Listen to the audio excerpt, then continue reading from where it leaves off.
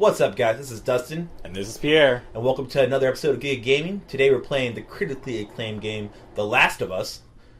And this game has been on people's wait list for a year now, since 2012 of E3. When we first saw it was freaking amazing, the things that we saw. Yeah, gorgeous for what they said was running last year. And now that we get our hands on it, I gotta say, it deserves every award that it's gotten so far. Yeah. They did good. They didn't pull no punches with this. Pierre's greatest line, they did good. So the character we saw earlier was Tess. That's like Joel's partner, and she leaves a story, and if you play the game, you'll find out more about her. This is going to be kind of a spoiler-free Giga-Gaming. I don't want to ruin anything for you guys. But the little girl, everybody knows the little girl, that's Ellie. She's the other main character of this story, along with Joel, the male main character, who has, how do you describe Joel, Pierre? Old salty dog. That's right, old salty dog. And in this scene here, we're going to show some battle. Joel here, he's going to fight these infected, and he's going to try to get Ellie and the NPC Bill through this area. I'm going to try to do it without alerting anybody, but I'll tell you this right now, I fail. I really have a hard time at stealth in this game for some reason. You're not the only one. The stealth combat in this game is a little difficult because the infected in here are extremely unpredictable. As you can see, they twitch, and you don't know if they're going to twitch and turn around on you and see you, or they're just going to keep doing what they're doing. That's the scariest part to me. I'll be using Joel's listening mode, which is the mode right here. You hold R2, and you can hear further away, so you know where enemies are.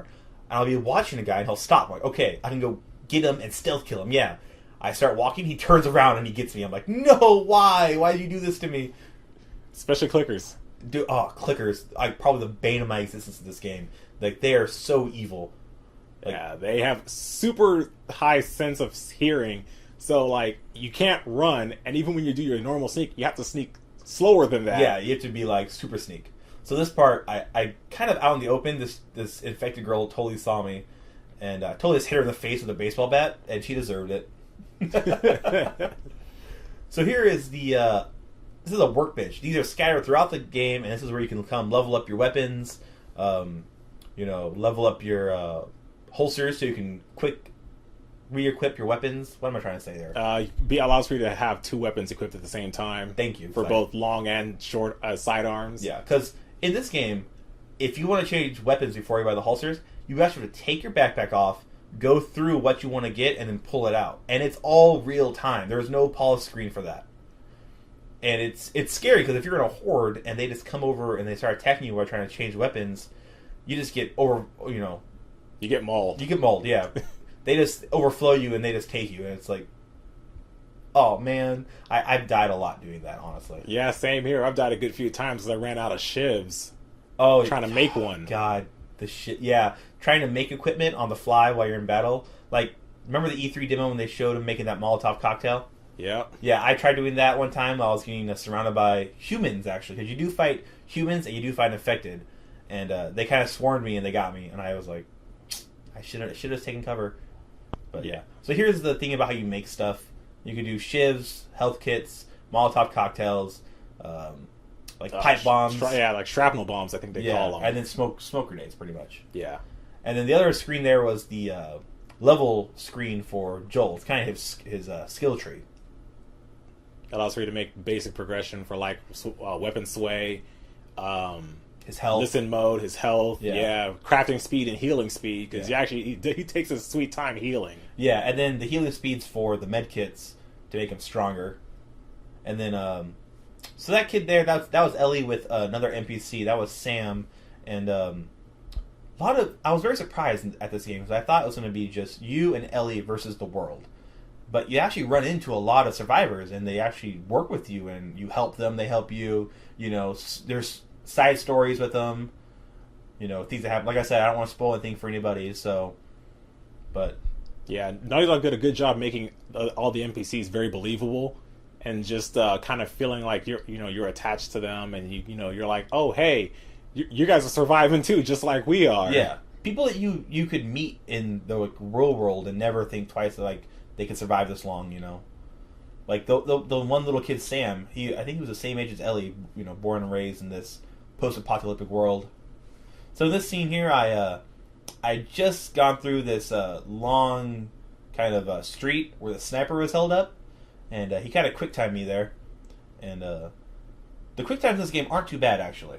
Not Uncharted. Yeah, not like Uncharted where there was tons of quick time events. This one's few and far between, and when they happen, like, you're ready for them pretty much, you know. And it's usually square as the quick time marker. So I think this part is probably my favorite part of this entire game. Just pretty sniping fun. these guys. Pretty fun. Like, when you play this level, how hard was it to get from that wall where you start to all the way to that house? Oh, it wasn't easy. You have to take your time because there's guys in between the houses and stuff as you're going through them. Yeah, and then this guy's laying down suppressing fire on you. And taunting you. Yeah, and he's like, hey, come on out so he can shoot you. It's like, no? Yeah, I totally missed right there. And then, I get that guy, though. I get him again, though. He runs down the street here and like an idiot. And then boom. Oh, there he goes. Yeah. And there's our team survivors. They're getting help. They're getting swarmed a little bit, so I'm trying to give some suppressing cover to them. To no avail. It's all kind of cinematic-y. Yeah. And then this probably is my favorite cutscene this entire game. It's this really emotional, like, realization between Ellie and Joel.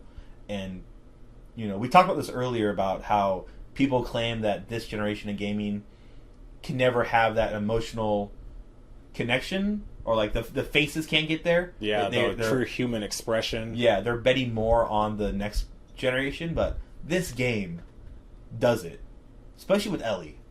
Yeah, I mean, they showed that off. Like, Rockstar did it a little bit, but Naughty Dog really took their time with this and made it look like...